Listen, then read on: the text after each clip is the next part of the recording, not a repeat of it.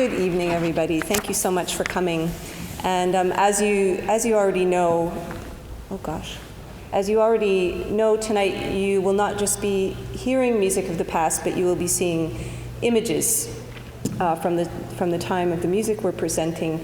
And I just wanted to acknowledge, especially, I've been very busy compiling the music, but David and our designer and projectionist Laura Warren have done the lion's share of the work on the visual presentation tonight. So when the images sync up beautifully with what we're singing and playing about, that's really because of the two of them and their hard work.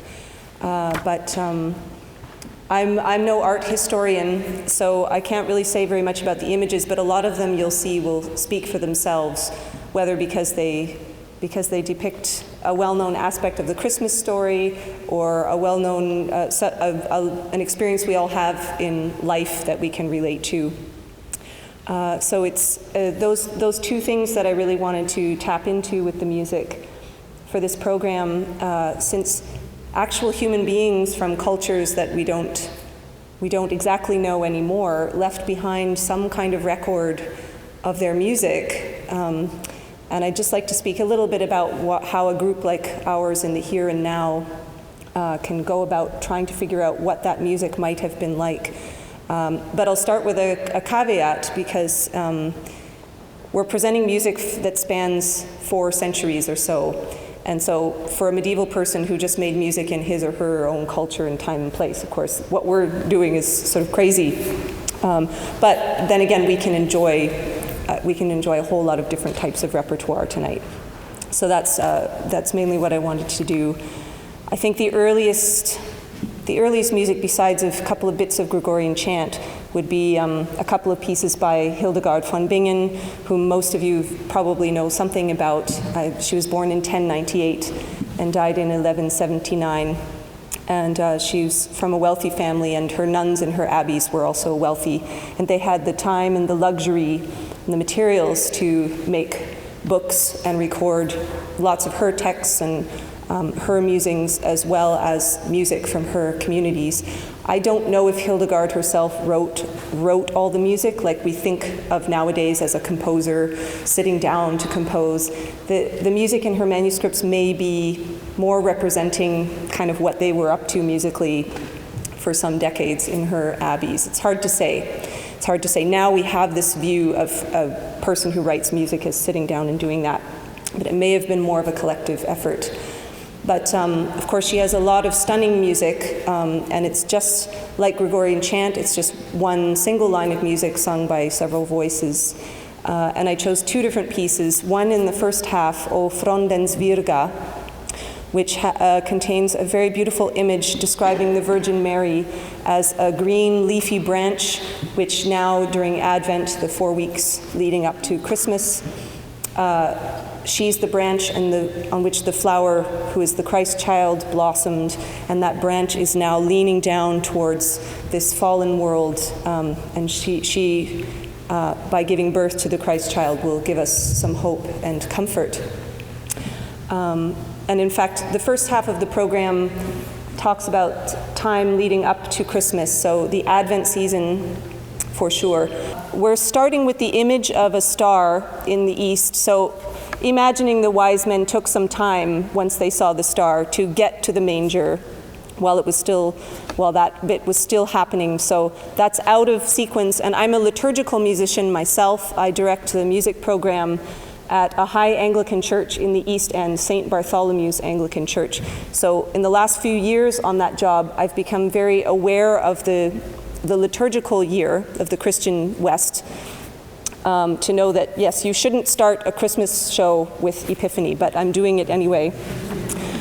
So we'll see a beautiful image of a star, which has actually been painted by a Canadian artist, Patterson Ewan, but inspired by a manger scene painted by Giotto. And I've been obsessed with that image, and then somehow we got permission to use it. So you'll see that image of the star at the beginning and the end of the program tonight. And then during Advent, people would have enjoyed retelling the story of the Annunciation, the angel Gabriel appearing to the Virgin Mary and saying, "Guess what?" And she says, "Oh, wow, okay." seems a bit unrealistic, doesn't it? But that story certainly people would have enjoyed telling and retelling and singing about during the season of Advent, for sure, even though the day of the Annunciation is March 25th, of course, 9 months before Christmas Day. And as part of that bit of the story, you will hear a song that may be familiar to you through Christmas music in the course of your life. The tune from England in the 14th century, Gabriel from Heaven King, sometimes also called Angelus ad Virginem. So that would have been a part of the Advent season as well. And now, we know that that song was popular because it appears in different versions in at least, I think, 5 different manuscripts. So that was some kind of, that song was some kind of pop tune in England a little bit, or popular, I should say. And so what we have from the manuscripts, or in some cases, an editor very kindly in somewhere in the last 10 to 70 years has looked at the medieval manuscript and transcribed the notes for us. Sometimes that makes our job a bit easier. So all I had to do was choose which version or versions of the melody we were going to use, and then we have to decide how we're going to perform the song, how many singers, who should it be, and then, of course, there's no medieval manuscript that ever tells you, oh, in this song, you should have 2 fiddle players and a harp player. They never tell you that because it was so obvious. So part of, in fact, the joy of our job and the challenge of it is that we have to take each piece and decide, oh, maybe, maybe a lute would sound good there, or maybe 2 harps. Well, 2 harps sound good in every song, honestly. And tonight we have 2 harps, which is a luxury. Very wonderful. So that's the way we work on this material. We either look in the manuscript, because medieval notation from a certain point, maybe by the year 1200 or a little bit earlier, you can read the pitches, because our modern music notation system is very much related to the medieval one, but there's so much that we don't know and we have to guess at. Always bearing in mind, though, that it's music written by humans for humans. So when I'm working on a project like this of Christopher Page, who has that wonderful ensemble, Gothic Voices, but he's also a medieval music scholar, an amazing scholar in his own right. And he calls that part of the work trans-historical humanness. So you look for, well, what are the parts of this experience, the text of this song, that I can relate to, and hopefully that helps you put the puzzle together a bit. We're going to hear a tune that you will possibly recognize as a Christmas carol, O Come, Emmanuel, in the first half of the program while we're still in Advent. But we're going to hear a setting for 2 voices from Paris from around the year 1300. And of course, David and John are going to sing it in Latin, but this type of harmony we call nowadays, and maybe some of the theorists in the Middle Ages would call it discantus, and the di meaning 2 and cantus meaning song, so two different parts singing at the same time. And it's a wonderful system. It doesn't work the way our modern harmony works, but you'll hear the melody, O come, Emmanuel. And then what they like to do was have their harmony parts crisscrossing, so that when the melody part is going, O come, the other harmony part goes, O come. So in a way, they're always some kind of cosmic mirror image of each other, the singers, and it has an amazing effect that you feel, oh, I don't hear that every day. So look out for that. David and John will be singing that. During the season of Advent, of course, that part of the church year belongs to what's called the temporale. So the church year can be looked at through the events in the life of Christ, and Christmas being a fairly important moment. But there was another way to look at the church year, and that was the sanctorale, the calendar of the saints. So I've just included a couple of pieces for one more well-known saint whose feast day appears in the season of Advent it was last Tuesday, the 6th of December, Saint Nicholas, who of course now we still encounter in the form of Santa Claus. We've got a couple of nice tunes for him. And in fact, there's one with voices and instruments praising him. He was, saints are always supposed to be so great, even from when they were children. And this one boasts that, he's a wonderful boy. And as an infant, even on Wednesdays and Fridays, which were fasting days, he only suckled his mother one time on those days. So he was already so saintly. So we knew that, didn't we? But the other side of Advent, nowadays during the 4 weeks before Christmas, of course, we have all sorts of lovely things we can do, and I know we're also sweating getting things done before Christmas and buying that gift that we don't know what to get for somebody. But in the Middle Ages, and in fact still in the Eastern Orthodox Church, it's the emphasis on this season is much more that it's penitential, because this moment before the child is born, before the divine comes to earth in human form, that's a season where we're doing without, and it's a penitential season. So it would have been more serious than we experience this time period now. I've got a couple of pieces just at the very end of the first half, dealing with the people must have not enjoyed it. It's getting dark outside, it's getting cold, and think of how much colder most people in the Middle Ages would have been than we ever are, really. It would have been pretty intense. But also to be fasting on Monday, Wednesday, and Friday, but also fasting on Tuesday, Saturday, and Sunday to a certain extent. Mondays and Wednesdays and Fridays, no poultry, no meat, no eggs, no fish, no dairy, no oil, no wine. Oh dear.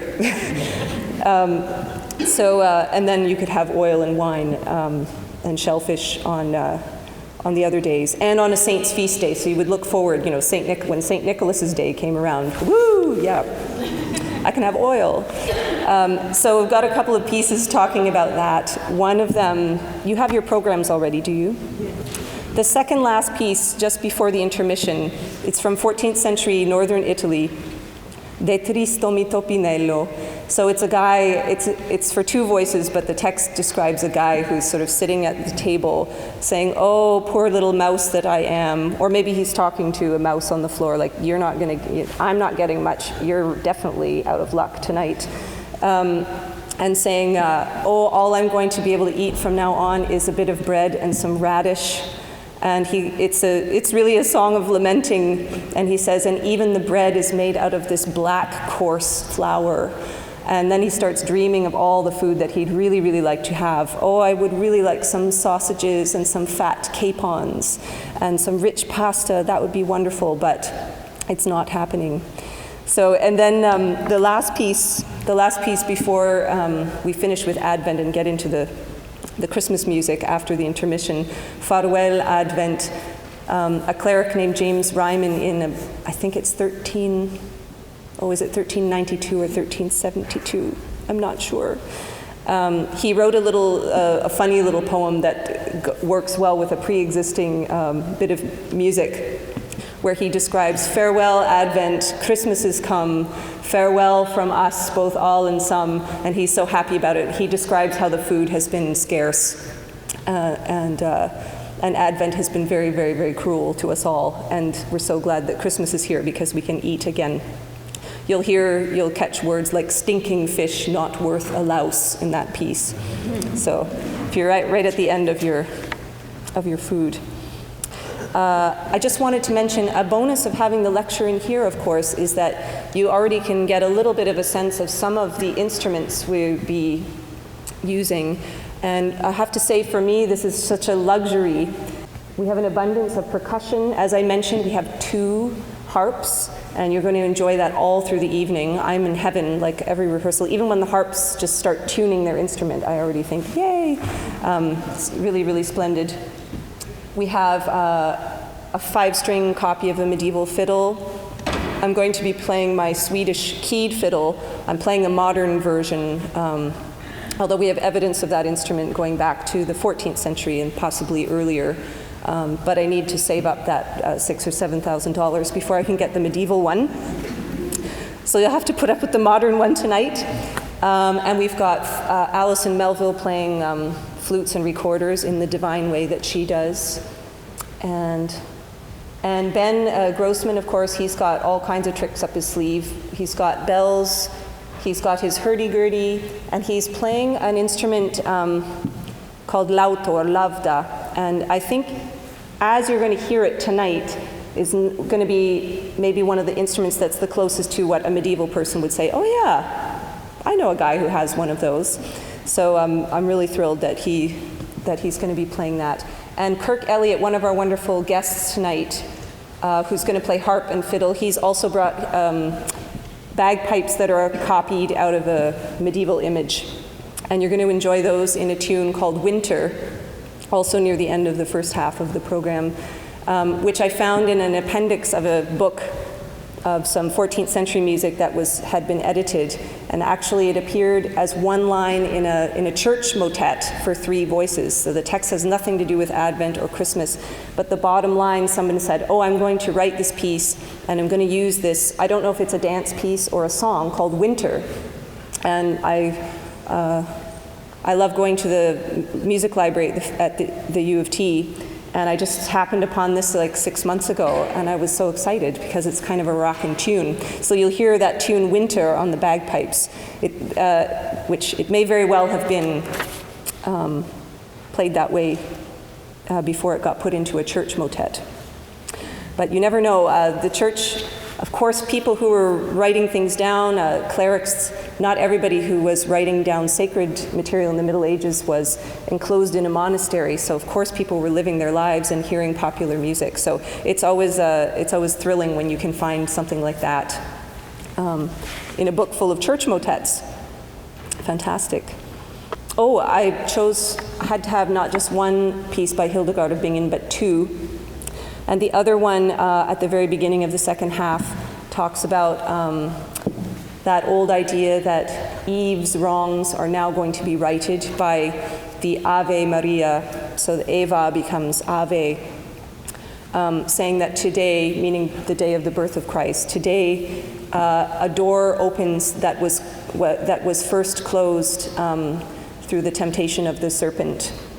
And now shining in the dawn, Maria gives birth to this miraculous child. And then the 3 guys are going to sing sort of similar perspective, but more, you'll see some images of shepherds waking up in the fields with these supernatural beings flying over them, which would be terrifying, wouldn't it? I mean, it looks kind of sweet in the pictures, but surely it was really terrifying. And that's from the English 14th and 15th century English carol repertoire. Now, carols aren't just about Advent or Christmas in this repertoire. In fact, carol in the Middle Ages first meant a kind of round dance. We don't know what that dance, how you dance it, because like so many medieval things, it was so obvious to them, they didn't write it down for us.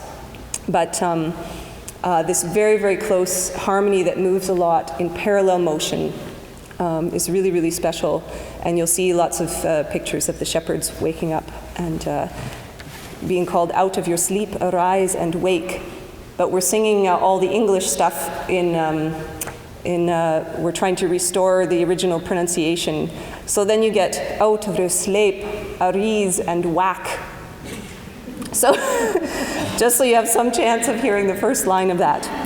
I mean, even in Middle English, it's hard at first hearing to know everything that's going on, just like in a Shakespeare play, which is 3 centuries later, it's also hard, or at least it is for me to always know what's going on. But at least some words can jump out here and there, and that repertoire. And they're also going to sing in the second half. It was the first thing I wrote in my brainstorming list for this program was they had to sing There Is No Rose of Such Virtue, which some of you may have heard over the years. That gets sung in church sometimes, and some wonderful groups have recorded that. We've got Gloria in Excelsis Deo from the 14th century, a 4-part piece where we're combining voices and instruments. And that is, of course, the song that these terrifying supernatural beings are singing up in the sky when the shepherds are waking up. And we have a couple more secular pieces talking about the winter time. One is more of a sorrowful English song where the fellow is thinking, oh, when the summer was here and the birds were singing, it was great, and now I'm cold and hungry and tired. But then one that for sure you'll catch near the end of the program, La Vida de Coulin, which is from the Kingdom of Aragon in Spain on the border of France. And it tells a story of a guy named Coulin who just loves to go to the tavern to keep warm. And that is definitely a popular piece. It has a refrain. You'll remember this when it comes back. I'm going to sing something and you sing it back, and then you'll really remember it when it happens. Oh, oh, oh, oh, oh, oh, oh, oh, oh, oh, oh, oh, oh.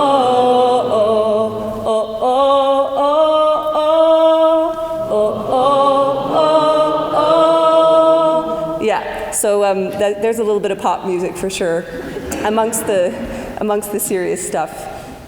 And another collection of music that I really wanted to include is a Begin nun from, this book was compiled around the year 1500. Her name was Anna von Köln, and she lived in Cologne.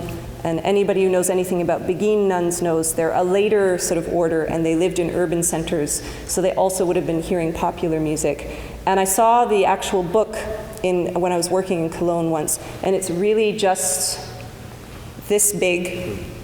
So definitely for personal use. Some medieval manuscripts are huge and highly decorated. This is definitely her book. She could put in her pocket.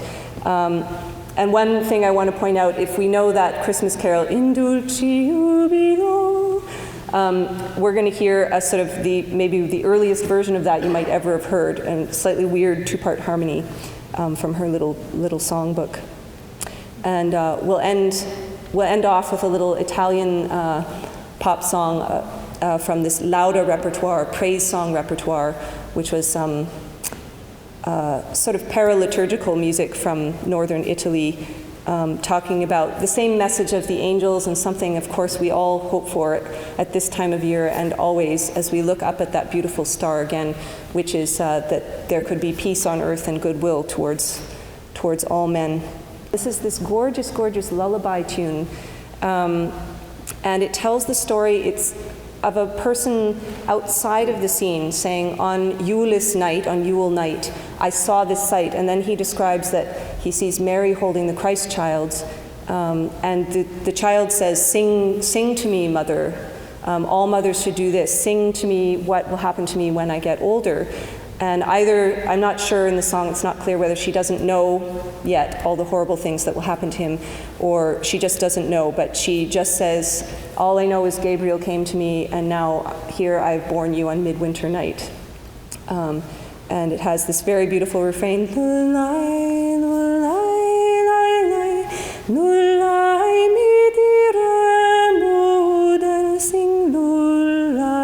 so the refrain is sung from the Christ child's point of view. There are other lullabies around up in northern lands like that. How do I recognize when a popular song is embedded in a sacred motet?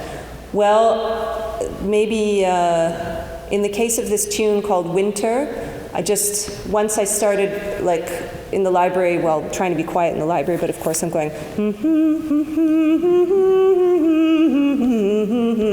and even in the first phrase, it just seemed like, of course that could be sung in a serene, beautiful manner, in a church motet, but once you hear the bagpipe going,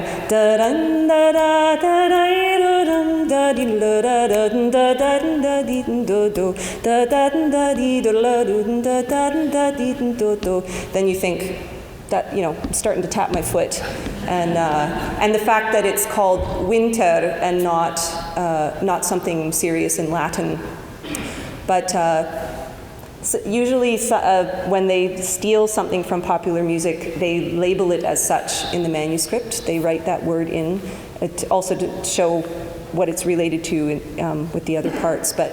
Yeah, sometimes you just start to get that feeling. And when you hear it on the bagpipes, you'll think, yeah, at least in this one, she's right.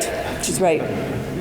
Well, thank you very much for coming tonight. I'm sorry you won't be able to follow all the beautiful texts, but what we have, in fact, tonight is a special chance because so many people in the Middle Ages didn't read anyway, including many musicians, and many fabulous musicians on this planet now don't read music.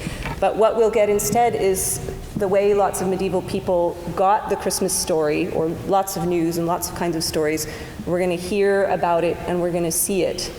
And I hope you have just a glorious experience with that. It's a great privilege for me to work with all these wonderful artists and to have just been thinking about this wonderful music for the last few months. And it's a real gift to be able to share that with all of you. So thank you so much for coming and enjoy.